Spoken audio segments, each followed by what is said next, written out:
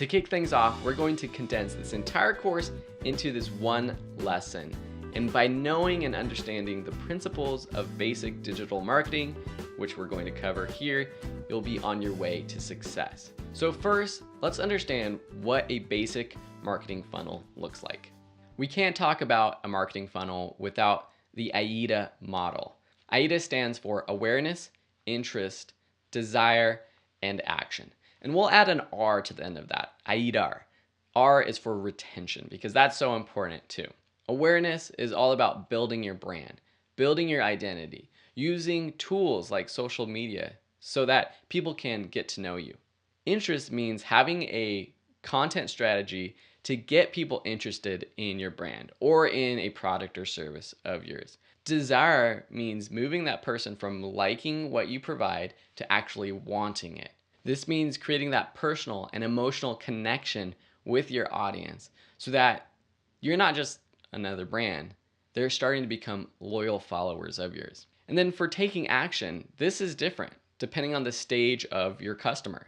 Initially, this could just mean subscribing to your YouTube channel, taking the action to like your Facebook page or to join a Facebook group, subscribing to your email newsletter. And for a different person, this could mean actually purchasing your product or service. And then of course we've added R for retention because we know that it's a lot cheaper to retain a customer who's purchased a product from us than to find a new customer. The customers who have purchased already are much more likely to buy again. So how do we build that loyalty? Through email campaigns, through exclusive content on our website, through a YouTube series, just providing consistent content that people love and engage with. We can break down the ways that you get attention into two buckets: content marketing and paid marketing.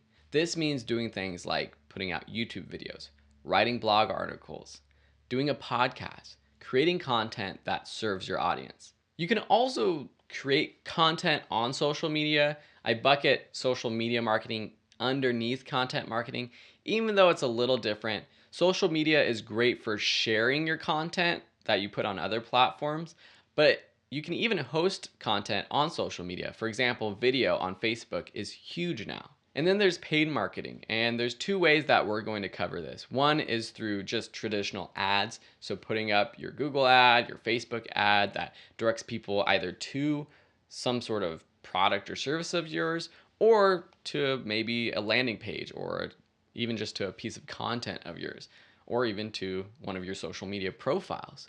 There's also this idea of promoting posts or videos. It's not necessarily an ad, it could be, but you could put up any sort of YouTube video. It could be one of your content marketing videos, and you can boost it so that more people see it. Now you know what a marketing funnel looks like. You know the different types of marketing. Now let's dive into the steps to actually growing your audience. Step one is to create your online identity. First, this means creating a website. Your website is your home base. It's where you control your story, your messaging. It's where you can sell your products and services.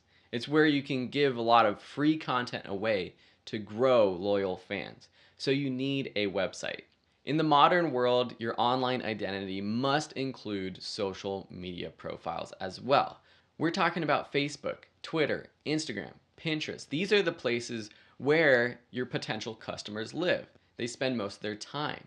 And that's how we attract them to our own business. When starting out, it will be easier to grow quickly if you focus your attention on one of these platforms. But there's also modern tools that make it super easy to schedule posts and also to send those posts and our content to all of these platforms at the same time. This is your online identity. The next step is figuring out how you create that content. The best way to find ideas for content to create is to just serve your audience. Figure out what problem do they have? How do you solve their problem? This is all about understanding your target audience, which we're going to dive deeper into in the next section of this course. Consistency is one of the most important parts of your content marketing strategy. This means posting regularly. There's no rule whether it should be once a week, twice a week, every day of the week, once a month, but be consistent so that your audience learns to expect when you come out with new content.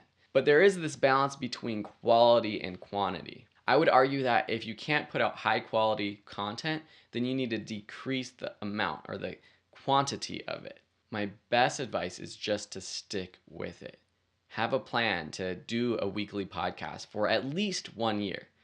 Stick with a YouTube series for at least a few months to see if it catches on. Write weekly articles and don't stop. Sometimes just being there for a long time creates your own success. So that's the second step about creating content. The third step is figuring out how you capture that audience into your world. And what this typically means for a modern business is growing an email list. So, sending traffic from your content, from your blog articles, from your videos, from your podcast, from even your social media pages to your website, to a landing page, to anywhere that has an opt-in form where you can capture that person's information. Email marketing is still consistently the highest converting way to make a sale. These are the 3 steps to growing your fan base. Once you're growing your loyal fan base, you have the opportunity to actually sell your product to them. So I break this down into 2 types of marketing or types of selling. A direct sell or more of a soft sell. Direct marketing in the online world looks like a sales page, a sales video, a webinar or training where you're selling at the end of that video, an email that is pitching your product to them. The softer form of marketing includes having a blog article that solves a person's need, but then also provides more answers to them if they want to pay. Or perhaps it's an email sequence that someone gets when they go to your website for the first time, they sign up for your newsletter, and you're sending them weekly emails, helping them solve the most asked questions and problems that your target audience needs. But through that and on those emails, you're giving them the option to take it to the next level. So this is all great, but where does paid marketing come in? Because in this course, we're going to learn a lot about Facebook, Google ads, and also retargeting. So first, you have the option of sending traffic directly to your product or service, putting an ad up for your product and just sending them to that web page where you're trying to sell. That sometimes can work, but a lot of times you're sending paid ads to cold traffic, people who might not even be in that awareness stage of the AIDA model. Ideally, you're sending ads to people who are in that D, that desire step of the model. And you can do this through Facebook retargeting. This literally means that you can send ads to people who have been on your sales page, for people who have clicked a specific link in an email of yours, for people who have added your product to their cart, but they never completed the checkout. Retargeting is super powerful and has a much higher conversion rate. But instead of actually sending people directly to a product, we can also drive people to the beginning of a funnel. For example, a landing page with an opt-in form where there's much less of a barrier to entry to join. They don't have to actually make a purchase. And from there, we can start to warm up our audience and then do the selling later on.